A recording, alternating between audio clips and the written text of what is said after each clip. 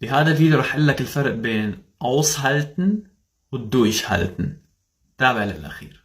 aushalten تيجي بمعنى القدرة على تحمل شيء معين. لناخذ مثال، انت قاعد مع رفيقك الزنخ وصار له ساعتين عم يغني وصارعك بصوته، فبتقول له ich kann deine Stimme nicht mehr aushalten، يعني ما عاد فيني اتحمل صوتك خلاص.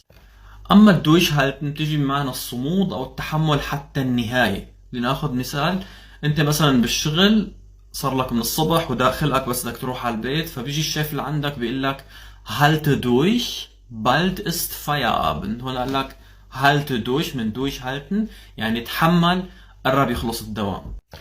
كلمة durchhalten نسمعها كمان بالنوادي الرياضية، مثلا إذا أنت عم تساوي تمرين صعب ولازم تتحمل لمدة 30 ثانية مثلا، بيجي لعندك الكوتش بيقول لك halte durch يعني تحمل، ما بقيان يعني شي، قرب يخلص الوقت.